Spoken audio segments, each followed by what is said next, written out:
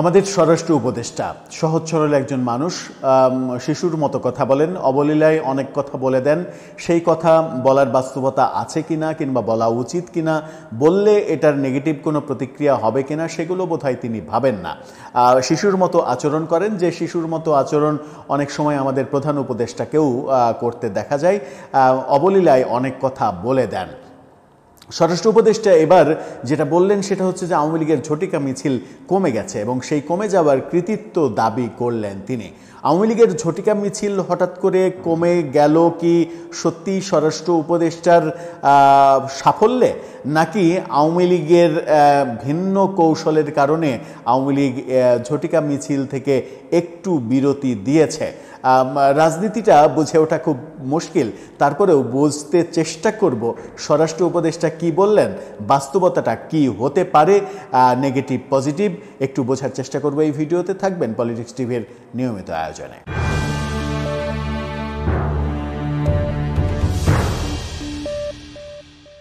দর্শক, বলছিলাম আমাদের স্বরাষ্ট্র উপদেষ্টার কথা। তিনি যে মন্তব্যটা করেছেন, এখন টেলিভিশনের শিরোনামটা আপনারা দেখে নিতে পারেন।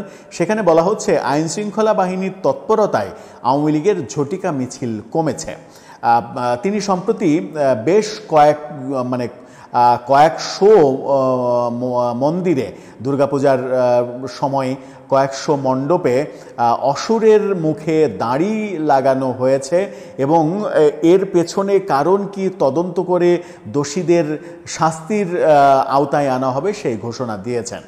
কিন্তু সেই মন্তব্যটা করার আগে তিনি বোধহয় একটু অসচেতন ছিলেন কিনা, সেই মন্তব্যটা করা যায় কিনা যে অসুরের মুখে দাড়ির সঙ্গে আপনি যদি ধর্মকে টেনে আনেন, মানে হিন্দু ধর্মের সঙ্গে ইসলাম ধর্মকে টেনে আনেন, সেটা কতটা সমীচীন হবে। কারণ আমরা হিন্দুরা দাড়ি রাখে না তা তো নয়। রবীন্দ্রনাথের বড় বড় দাড়ি। রবীন্দ্রনাথ নিশ্চয়ই ইসলাম ধর্মের মানুষ নন, রবীন্দ্রনাথ ঠাকুর হিন্দু ধর্মের মানুষ। সুতরাং হিন্দুরাও দাড়ি রাখে এবং দাড়ি রাখার সঙ্গে আমরা মুসলিমরা যেভাবে দাড়ি রাখাকে নবীর সুন্নত মনে করি, সনাতন ধর্মের মানুষরা সেভাবে মানে তাদের ধর্মের মতো করে হয়তো ভাবে না কিংবা ভিন্নভাবে ভাবে। তারাও দাড়ি রাখে, তারাও কখনো চাপ দাড়ি রাখে, খোঁচা দাড়ি রাখে, বড় দাড়ি রাখে। হিন্দু সাধু সন্ন্যাসীরা বড় বড় দাড়ি রাখে, জটা পাকা দাড়ি রাখে, বহু রকমের ব্যাপার দেখি। দাড়ির সঙ্গে ইসলামকে জড়িয়ে একজন স্বরাষ্ট্র উপদেষ্টার মন্তব্য করা ঠিক কিনা এরকম সমালোচনাও আমরা হতে দেখেছি। যাই হোক, সেটা ভিন্ন ব্যাপার। এই ব্যাপারে আবার বেশি আলোচনা করতে গেলে সেটা মানে যে কারোরই ধর্মের অনুভূতি নাড়া দিতে পারে, সেই ব্যাপারে যেতে চাই না। কিন্তু আমি যে কারণে এই কথাটা বললাম সেটা হচ্ছে যে আমাদের স্বরাষ্ট্র উপদেষ্টা বিভিন্ন সময় বিভিন্ন রকমের কথা বলেন, সেই কথাগুলো মনে হয় যে একটু শিশুসুলভ কথা হয়ে যায়। একজন স্বরাষ্ট্রমন্ত্রী কিংবা স্বরাষ্ট্র উপদেষ্টাকে যে মানে কঠোরতা থাকতে হয়, যে বোল্ডনেস থাকতে হয়, সেটা অনেক সময় তার ভিতরে দেখা যায় না। পুলিশের কনস্টেবলদের সঙ্গে কথা বলেন, মানে তাদেরকে তুমি সম্বোধন করেন, তুমি খাইছো, কি খাইছো, টাকা বেতন নিয়ে কাকে দাও, বাবা মাকে দাও না কি করো। এই যে সহজ সরল অনুভূতি, সহজ সরল তার অভিব্যক্তি, সেই অভিব্যক্তিকে অনেকে সমালোচনাও করেন যে একজন কনস্টেবলকে আপনি তুমি বলতে পারেন কিনা।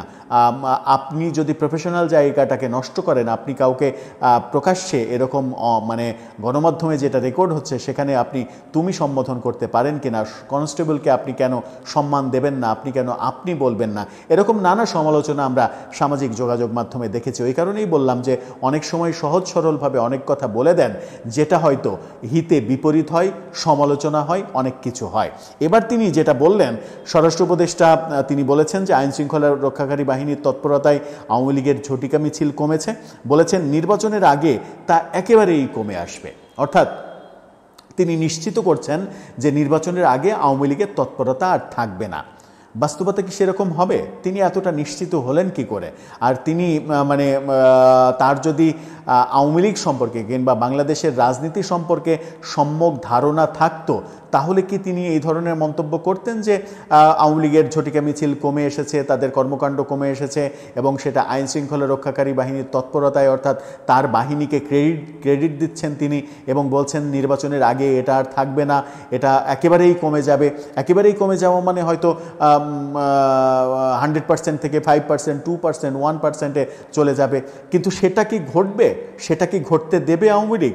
যদি আওয়ামী লীগকে নির্বাচন আপনি করতে না দেন, আওয়ামী লীগ নির্বাচনে অংশগ্রহণ করার সুযোগ যদি না পায়, তাহলে আওয়ামী লীগ কি মানে চুপচাপ করে দেখবে বলে স্বরাষ্ট্র উপদেষ্টা হিসেবে আপনার মনে হয়? আপনার যদি এটা মনে হয় এবং সেটা মনে করেই যদি আপনার প্রস্তুতিতে মানে থাকে, ঢিলে ঢালা ভাব থাকে, তাহলে তো আপনি নিশ্চিত করেই বিপদে পড়বেন। কারণ আওয়ামী লীগ এমন একটা দল, যে দল সম্পর্কে আলোচনা শোনা যায় এবং যে দল থেকে সম্পর্কে আলোচনাটা বেশ হৃষ্টপুষ্ট আলোচনা, সেটা হচ্ছে যে আওয়ামী লীগ সরকারি দল অপেক্ষা বিরোধী দল হিসেবে অনেক বেশি শক্তিশালী। বাংলাদেশের অন্যান্য দলগুলো বিরোধী দল হিসেবে কিন্তু তেমন একটা শক্তিশালী নয়, যেটা আওয়ামী লীগের 15.5 বছরে আমরা দেখেছি। কিন্তু তার ঠিক উল্টা চিত্রটা কিন্তু আওয়ামী লীগের ক্ষেত্রে। আওয়ামী লীগ সরকারি দলের চাইতে বিরোধী দল হিসেবে অনেক বেশি শক্তিশালী, এবং যেটা গত 1 বছরে কিন্তু আমরা টের পেয়েছি কোথায়? টের পেয়েছি এভাবে যে আওয়ামী লীগের হ্যাডামওয়ালা নেতাকর্মীরা যারা হ্যাডাম দেখিয়েছে 15.5 বছরে, নানা রকমের দুর্নীতি নৈরাজ্য করেছে, তারা অনেকে পালিয়ে গেছে কিংবা তারা অনেকে আত্মগোপনে আছে, অনেকে জেলে আছে। কিন্তু আওয়ামী লীগকে এক ধরনের টিকিয়ে রেখেছে, সেটা সামাজিক যোগাযোগ মাধ্যমে হোক, ঝটিকা মিছিল করে হোক, বিভিন্ন রকমের কর্মকাণ্ড করে হোক, অ্যাক্টিভিজমের মাধ্যমে হোক, যারা টিকিয়ে রেখেছে তারা কিন্তু শোষিত আওয়ামী লীগ, তারা পোড় খাওয়া আওয়ামী লীগ, তারা বঞ্চিত আওয়ামী লীগ।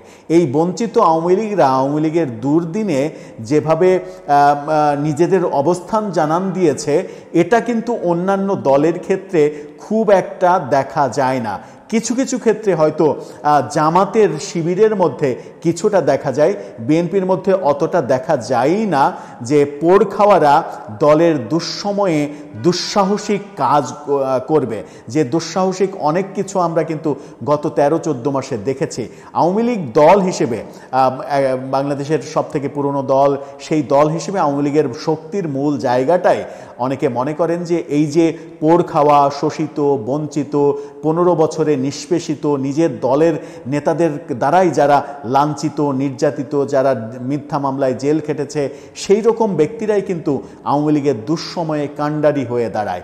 আর একটা দলের শোষিতরা যখন দুঃসময়ে কাণ্ডারি হয়ে দাঁড়ায়, সেই দলকে যদি আপনি আন্ডারএস্টিমেট করে যদি আপনি মানে মোটামুটি লেজ গুটিয়ে বসে থাকেন, আপনার যদি কোনো প্রিপারেশন না থাকে এবং আপনার যদি ভাষ্য এরকম হয় যে তাদের কর্মকাণ্ড কমে গেছে, নির্বাচনের আগে আর থাকবেই না, পুরো কমে যাবে, যদি ভাষ্যটা এরকম হয়, তাহলে বিপদ কিন্তু আসন্ন। এবং বিপদ আসন্ন আইন শৃঙ্খলা রক্ষাকারী বাহিনীর জন্য যেমন, তেমনি সরকারের জন্যও বিপদ আসন্ন। কারণ আপাত দৃষ্টিতে আওয়ামী লীগের বিভিন্ন ইতিহাস বিশ্লেষণ করে অন্তত এটুকু বলা যায় যে আওয়ামী লীগ যাই হোক শেষ পর্যন্ত মরণ কামড় দেওয়ার চেষ্টা করবে। আর সেই জায়গায় দেশের আইন শৃঙ্খলা রক্ষার দায়িত্বে যিনি স্বরাষ্ট্র উপদেষ্টা, তিনি যদি আত্মতুষ্টিতে ভোগেন, তাহলে সেটা তার জন্য বেশ বড় রকমের বিপদের ব্যাপারই হবে। তিনি এই মন্তব্যটা আজকে করেছেন, পুলিশকে গাড়ি দিয়েছেন, 20টি গাড়ি উপহার দিয়েছেন, টহল গাড়ি, আরও 200টি গাড়ি নির্বাচনের আগে দেয়া হবে সেটা বলেছেন। সেরকম সময়ে তিনি এই মন্তব্যটা করেছেন। আমার মনে হয় যে সহজ সরল জায়গা থেকে তার আরও অনেক কঠোর হওয়া উচিত। তিনি যদি কঠোর হতে পারতেন, তাহলে গত 13-14 মাসে বাংলাদেশে আইন শৃঙ্খলা পরিস্থিতির যত অবনতি হয়েছে, সেই অবনতিটা হতো না। বাংলাদেশে মব সন্ত্রাসের এক ধরনের মানে কি বলবো, আধিপত্য কিংবা মানে সাম্রাজ্যবাদী যে আগ্রাসনের ব্যাপার, সেই রকম একটা মবতন্ত্রীয় আগ্রাসন যেভাবে আমাদেরকে আষ্টেপৃষ্টে ধরেছে, সেটা হতে পারতো না যদি তার অবস্থানটা আরেকটু কঠোর হতো। আমার মনে হয় যে তার অবস্থানটা কঠোর হওয়া উচিত।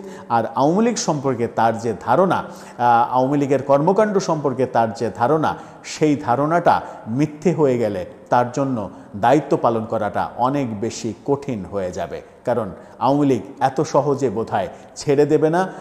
আওয়ামী লীগকে আপনি যতটা আঘাত করবেন, প্রতিঘাত করার জন্য তারা তার চাইতে বেশি প্রস্তুতি নেবে, এরকমটাই ব্যক্তিগতভাবে আমার অবজারভেশনে মনে হয়েছে।